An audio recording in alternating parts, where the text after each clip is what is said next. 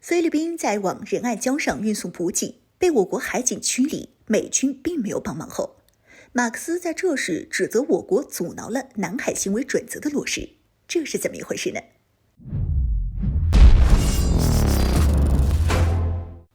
？Hello， 各位老铁，大家好，欢迎收看本期密财虎，我是虎妞。在东盟峰会召开之前，菲律宾总统马克思再次接受记者的采访，并发表了讲话，要求尽快敲定南海行为准则。而南海行为准则又是我国在02年与东盟国家签订的南海各方行为宣言的推进和落实。该行为准则主要分为3大内容。第一大内容是要求各国不得采取进入那些未被占领南海岛礁的行动。第二大内容是各国应该限制在南海地区的军事活动。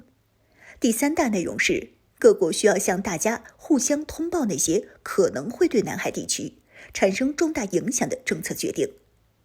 虽说这个南海行为准则已经被提出了多年，并且框架也已经被通过，但由于多方面因素影响，这一行为准则一直都没有通过。这也导致了在南海地区，我国和那些东盟国家时常有摩擦和对峙产生。因此，我国这些年来一直都在为尽快落实南海行为准则而努力。按理说，菲律宾总统马克思在此时要求尽快敲定南海行为准则，等于是在向我国释放善意。毕竟，这个准则我国早就想着落实了，只不过菲律宾这些侵占了我国大量岛礁的国家不同意，才迟迟没有达成。但需要注意的是，马克思提出这个意见的同时，菲律宾做了什么？这段时间，菲律宾对我国的挑衅可谓是比美国还多。针对仁爱礁归属问题，菲律宾现在每周都要派船只给仁爱礁上运送补给，每次都被我国海警驱逐，并且菲律宾还对美军开放了9大军事基地，这些基地要么距离台岛仅有几百公里的距离，要么就是位于美军航母进出南海的关口。在美菲联合军演中，更是动用海马斯火箭炮在黄岩岛周边击沉了一艘靶船。可以说是有了美国的参与后，菲律宾在南海争端上的野心更大了。而在前不久，菲律宾再次派舰艇前往仁爱礁运送补给时，又被我国海警拦下并驱逐，这让美军太平洋舰队司令塞缪尔·帕帕罗都站了出来，给菲律宾撑腰，说是为了阻止中国在海上的挑衅行为，将会帮助菲律宾往仁爱礁上的船运送补给。等于是说，现在菲律宾往仁爱礁运送补给由美军撑腰了。在得到美军承诺后的菲律宾信心大增，又一次的派出了船只给仁爱礁上的船送补给，但这次依旧是被我国海警驱逐，并且没能等来美国任何的帮助，仿佛此事没有发生一样。在美军没能给自己撑腰后，马克思现在选择了尽快落实南海行为准则，显然这是没有安什么好心。并且这位总统还认为，东盟国家与中国之间现有的双边协议阻碍了制定南海行为准则的谈判，摆明了就是想要离间中国和东盟国家之间的关系。我国之前和东盟国家达成的双边协议是一个经济交流协议，双方可以通过这个协议将大部分产品实现零关税，取消非关税措施，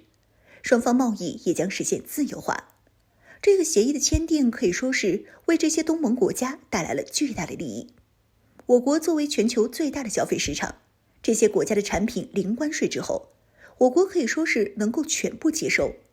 既促进了双方的经济交流，又促进了本国的消费市场，可谓是一举两得。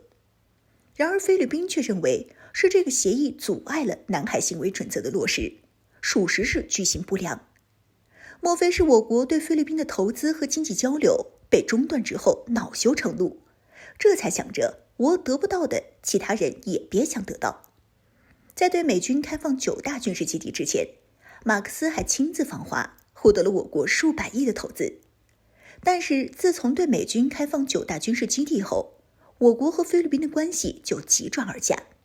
这数百亿的投资自然是叫停了，而这份双边协议对菲律宾也就理所应当的没用了。再说了，南海行为准则关乎着南海地区的和平问题，但是它的和平稳定应该是由南海地区的国家来负责的，是由中国和东盟国家来负责的。菲律宾对美军开放了军事基地后，就已经绑定了美国的战船，成了美国在南海地区的代理人，这不符合南海行为准则的初衷。更何况，菲律宾这个要求尽快落实准则，那明摆着就是想把侵占我国的岛礁变成既定事实，得到承认。不得不说，马克思这算盘打的是真的响。在美国不给自己撑腰之后，立马就想着落实南海行为准则，并且还使出了离间计，说我国和东盟之间的合作阻碍了准则的落实，其用心可谓相当险恶。